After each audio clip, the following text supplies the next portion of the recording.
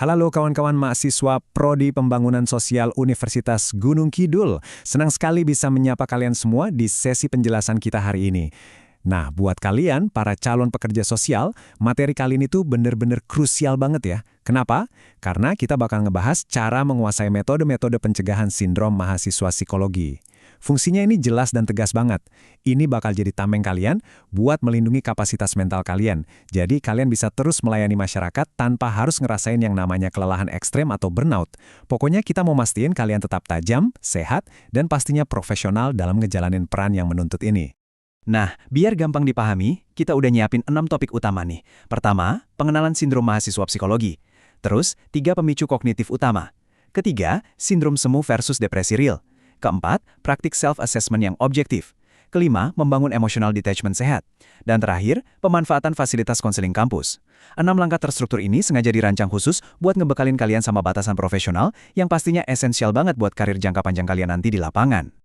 Oke, mari kita langsung bedah bagian pertamanya.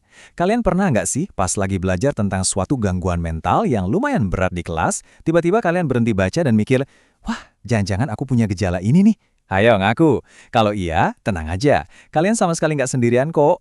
Dan yang paling penting, pengalaman kalian itu 100% valid.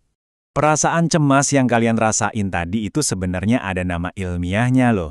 Namanya sindrom mahasiswa psikologi, yang juga berakar dari sindrom mahasiswa kedokteran. Saya pengen ngeyakinin kalian semua kalau ini tuh pola ilmiah yang sangat nyata, udah terdokumentasi, dan emang super umum terjadi di kalangan pembelajar baru. Jadi ini bukan sekedar imajinasi kalian yang lagi overthinking ya, ini tuh respons normal dari otak kita pas pertama kali nerima informasi klinis yang intens. Terus kita masuk ke topik kedua nih, 3 pemicu kognitif utama. Kenapa sih otak rasional kita bisa tiba-tiba ngerespon kayak gitu? Yuk kita bedah mekanikanya. Nah, yang benar-benar menarik dari poin ini adalah gimana otak kita tuh secara alami emang suka banget nyari pola. Pemicu pertama, hiperkesadaran. Otak kalian tiba-tiba jadi super sensitif, capek biasa habis kuliah seharian malah dianggap gejala klinis. Kedua, sugesti dan konfirmasi bias. Kayak contohnya, kalian nggak sempat main game karena numpuknya tugas kuliah. Otak kalian tiba-tiba nyocok-nyocokin fakta dan bilang, wah, ini pasti aku kehilangan minat karena depresi klinis, padahal ya cuma sibuk aja. Terus yang ketiga, trauma vikariasi, atau gampangnya, kelelahan empati. Sering banget ngebahas kasus klien yang berat, pelan-pelan bisa bikin empati tulus kalian berubah jadi beban pikiran pribadi kalau nggak dibatesin. Masuk ke bagian ketiga, sindrom semu versus depresi real. Karena pemicu tadi kuat banget, kita sekarang harus pakai kacamata klinis buat bedain mana yang beneran dan mana yang cuma sindrom sementara. Coba kalian perhatiin matriks perbandingan ini dan jadiin ini sebagai pedoman yang jelas ya, fokus ke durasi dan dampaknya. Sindrom mahasiswa itu sifatnya cuma sementara banget, gejalanya bakal hilang sendiri begitu silabus pindah ke topik baru. Tapi kalau depresi klinis yang real, itu menetap loh, minimal 2 minggu berturut-turut tanpa jeda. Terus dampaknya juga beda jauh. Bukan sekedar cemas sesaat pas lagi nugas di kos, tapi benar-benar melumpuhkan fungsi sosial kalian secara total. Sampai bikin penderitanya kesulitan buat sekedar berfungsi di kampus atau di masyarakat. Singkatnya gini, di satu sisi itu cuma bias kognitif yang memudar pas dapat silabus baru, nah di sisi lain ada kelumpuhan fungsional berkelanjutan yang benar-benar butuh intervensi klinis. Tapi ada satu peringatan penting nih guys, walaupun sindrom mahasiswa ini awalnya cuma cemas semu, tekanan belajar yang tinggi dan rasa cemas itu bisa banget jadi stresor nyata. Kalau dibiarin numpuk dan gak dikelola dengan baik, kecemasan ini beneran bisa narik kondisi mental seseorang ke arah depresi klinis yang sesungguhnya. Bahaya kan? Lalu, pertanyaan terbesarnya, bagaimana cara mencegahnya? Ini jadi titik balik yang paling tajam di pemaparan kita hari ini.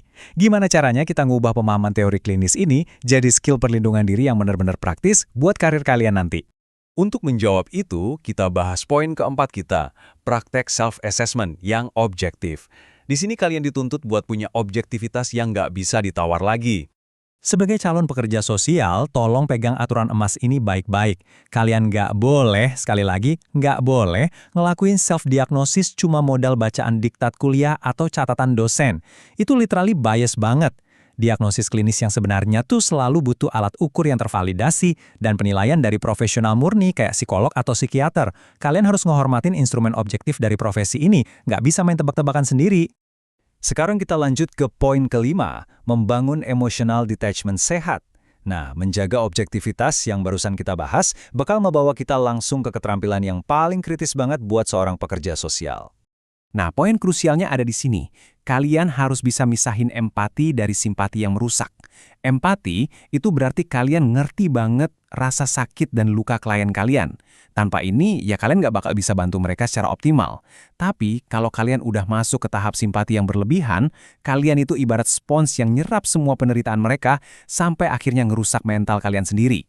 Kemampuan buat nahan diri di batas empati yang profesional inilah yang bakal terus bikin kalian survive dan efektif bekerja di lapangan nanti. Terakhir, poin ke-6 kita, pemanfaatan fasilitas konseling kampus. Disinilah kita ngebahas pentingnya menormalkan mencari bantuan sejak awal. Kalau materi intervensi klinis atau beban sosial yang kalian pelajarin udah kerasa terlalu berat atau overwhelming, jangan pernah mendem itu sendirian. Segera gunain fasilitas konseling yang ada di kampus. Diskusikan sama senior atau dosen. Ingat ya, mengakui kalau kalian butuh bantuan struktural di titik ini tuh sama sekali bukan tanda kelemahan loh. Justru sebaliknya, itu adalah bukti nyata dari kedewasaan profesional kalian. Dan kutipan ini dengan brilian mengilustrasikan inti obrolan kita hari ini. Belajar tentang depresi itu ibarat mempelajari ilmu penyakit dalam. Mengenali gejalanya itu tujuannya murni buat bikin kita waspada dan tanggap pas menganalisis fenomena sosial. Bukan berarti kita otomatis ikutan ngidap penyakit yang lagi kita pelajari itu, pasti bisa bedain ya.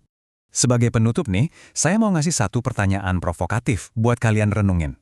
Saat kalian nanti melangkah ke lapangan untuk ngebantu penyembuhan orang lain di masyarakat, apakah kalian bakal ngamatin fenomena kesehatan mental mereka secara objektif? Ataukah kalian malah ngebiarin diri kalian sendiri tenggelam dan jadi studi kasus berikutnya? Pilihan itu ada di tangan kalian. Terus bangun batasan profesional kalian, jaga kesehatan mental kalian sekuat tenaga, dan jadilah pekerja sosial yang berdaya. Terima kasih banget atas antusiasmenya hari ini, dan sampai jumpa di analisis kita selanjutnya.